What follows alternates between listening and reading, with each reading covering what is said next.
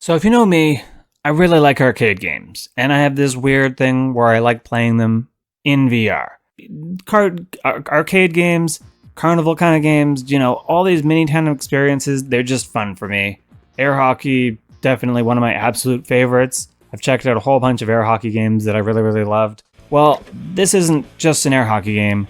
This is called Escape from the 90s. It's a paranormal detective kind of game. Now, I'll be honest, the whole detective thing seemed interesting to me, but I saw this arcade mode and I'm like, I want to get in there and I want to play the games.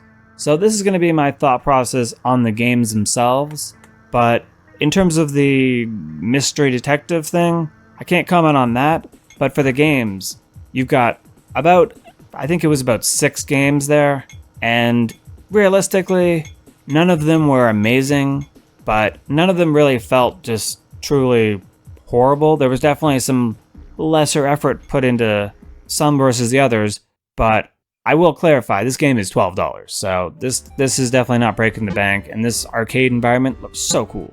Definitely feels like you're in a 90s arcade that's closed down for the night and still got some of the machines on, which kind of gives it that spooky atmosphere. It does have a horror-ish vibe, but they do specify there's no jump scares, so I don't think this one's too scary, but it's definitely one of those puzzly kind of games where things happen and you're like, ooh, I don't know what's going on, and there's that sort of overlooming sense of dread that something bad could happen, and that's where you kind of get scared. And I mean, it is called Escape from the 90s, so you gotta be escaping from something, right? But that being said, I really don't have too much to say about most of the games because they were just kind of middle of the road distractions kind of thing. I will say the air hockey, because I'm just the air hockey person, the air hockey's kind of terrible in this one.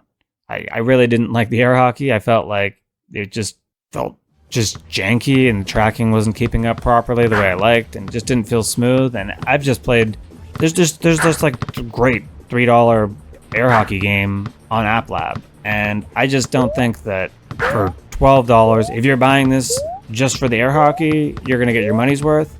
I do think if you want to get in here and play for an hour and mess around with these mini games inside an arcade environment, $12 seems like the right price. And if you're interested in this whole escape room detective part of it, this is probably a definite must buy. But I will say, that being said, like, none of these mini games are perfect. None of them have like that perfection that I expect from these kind of games if they were like individual games. But again, being in this collection kind of thing, it's kind of like when you play Grand Theft Auto Online and you go to the arcade there. None of the games you're playing on the GTA arcade are the best games ever. But, there's some cool distractions and they're fun.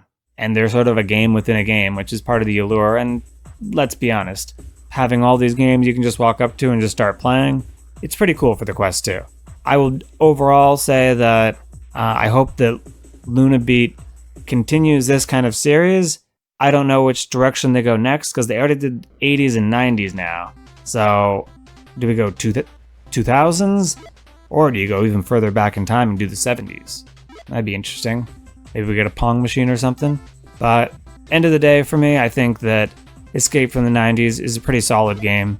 I think it's well worth its $12 asking price if what you see on the screen looks good to you. And I'm more than happy giving it an 8.5 out of 10. Big thank you to LunaBeat for sending a code over because, like I said, it was pretty cool to check this one out.